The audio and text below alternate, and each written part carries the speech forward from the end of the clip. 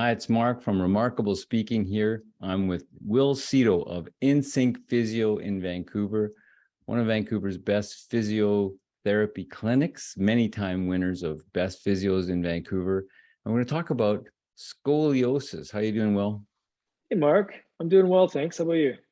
Good. So scoliosis. Now, we were talking ahead of time, and you mentioned a couple of things. Functional versus structural scoliosis. What's the difference? Yeah, so structural scoliosis is usually a type of scoliosis where the bones in the spine form unevenly. And that usually happens earlier on in childhood. And so it's something that you develop, and as you become an adult, it kind of sticks with you. And so there's very noticeable curvatures that when you do certain tests, you look at whether it is a functional or a structural scoliosis, and you can determine pretty quickly from that. And if you get to be more specific, then you can actually measure, like, technically the curvature in terms of how badly it is. Versus a functional scoliosis really is a deviation or a normal sort of curvature in the spine, this lateral curvature. And that can be a result of like an injury that you have. And then you have like muscle spasms, and you can have things that are pulling on the spine in the bony segment, and it rotates it. And then in that rotation, or in that process of the injury that you're going through in the healing process, then that can look like you have the scoliosis. But then when you do certain tests, that evens it out, and you can see that it's less structural and functional. So how often do you see the difference, those specific differences, when someone comes in with scoliosis? Yeah, I see a lot of the second part, which is the functional, whereas it's sort of this like the nerve muscle stuff going on where it's just an imbalance. And those things are quite common, especially if you've undergone an injury. And I think that's really the hard thing to really understand from most people is when, they may have seen another healthcare professional or someone else that's looking after them, or they may have heard the term scoliosis, or they may have a neighbor or friend that has had scoliosis and they've talked about it. And then, they feel like, oh man, is that what I have? I feel like I'm crooked. And then they automatically think about, oh, maybe I have scoliosis. And without even really, thinking more deeply, or really trying to understand what that is, then, that sticks in your head. And that functional part of the scoliosis is definitely more common in an adult, because like I was saying before, with the structural scoliosis, you usually get it developed as a child, and it becomes sort of a congenital thing where you're born with, and then you have that throughout your whole life. Whereas it's not just like as an adult, one day you wake up and you're like, oh, I got this structural scoliosis, unless you go through, a major accident where things happen, and then you get the major degenerative changes happening in the spine as it ages, but it's actually quite less prevalent. So you can treat both. As a physio who specializes in some of these things, you can treat both of these to make them less painful. Is that a good assumption? Yes, for sure. So essentially, you're looking at obviously localizing the pain and trying to manage that for both scenarios. Now, when it's something that's more structural, you want to really look at increasing the blood flow and blood supply to certain areas and getting the muscle strength where it's really imbalanced when it's a structural thing going on. A lot more success, obviously, when it's functional and you really correct those imbalances and you do things to facilitate the healing process of whatever's going on in there. So you mentioned you had a client that came in that had a structural, but that you actually helped. Walk us through that, please. Yeah, so, with this specific client, this person had actually an issue in childhood, something surgical procedure done. And basically, as a result, as they got older, like it caused a deformity into the lower segments of the spine where it was more than a certain amount of degrees that you can still physically see, caused a lot of muscle imbalance as a result of the surgical procedure. And to be more specific, it was like basically removal of a kidney. And then over the years, this person's been really active and really managing, their problem, but has had some back issues now and again, but still being really active, like skier and runner and cyclist and all that stuff. So still able to do all those things at a very high recreational level and at a level that the person really wants to enjoy. And so, things that can happen over the course of the period, actually, we've treated this person for all those things, is basically pinched nerve, basically a strained back, and then just like a shifting of the pelvis, and then like pinching in the hip flexors, and then sort of issues relating from the back that basically refer over down in the hip.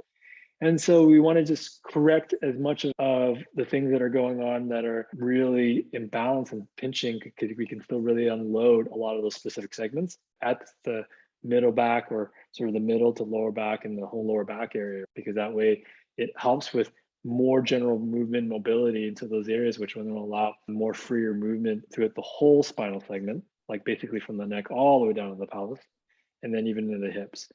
As a result, then this person actually successfully has been able to get normalization and optimization of muscle control and muscle activation patterns to be able to function, get back on his bike, and to be able to work out and do CrossFit. And instead of like being able to just do like a burpee that looks really like, what's going on with that burpee? To like being able to actually do a full on range with the burpee, because now they've got more mobility and things aren't pinching anymore. So other than accidents or a childhood illness or malformation of the spine, there are other possible causes of scoliosis? Yeah, and I think I talked about basically age-related things. That's another factor, and that's actually a huge part of it. And then like between in the growing years, of like 11 to 18, even up to 20 years old, that can account up to 90% of the cases of scoliosis. Because they're still growing, then there may be sort of some of the scoliosis happening, but then it resolves after they finish growing. So then that is very treatable. I think in those growing years, that's also where we work with athletes, where they're doing competitive sports, that we want to be a lot more cognizant of what they're doing to be able to maintain mobility and do recovery stuff, to be able to make sure that they're not imbalanced. I'm just giving an example. A 16-year-old, and he was a competitive rower and was getting back pain, had a little bit of scoliosis. And we started to look at the imbalances. And over time, we treated him for a couple of years, where he's like 19 now and he no longer has any more back pain. So what can be the kind of course of treatment? The diagnosis sounds pretty complicated. You're looking at muscle function throughout all parts of the back, I'm sure, and into extremities. Once you've diagnosed whether it's functional or structural, what actions do you actually start getting people to do, and how long is it going to take? Yeah, so time frame wise, it's a little bit harder to really say, this is exactly when this is going to get better. It's sort of a range. And then that's also considering that it's under a physical therapy or physiotherapy management sort of perspective. And in the physiotherapy perspective, you're also considering the possibility of using bracing if it's a milder form of scoliosis with respect to the structural. And there's still things that you can do manually, like segments that maybe are stuck, and you need to do adjustments and manipulations to kind of get those moving. And that's important too. And then not just the joints, but manipulation of the soft tissue, looking at what is tight and what's not moving properly.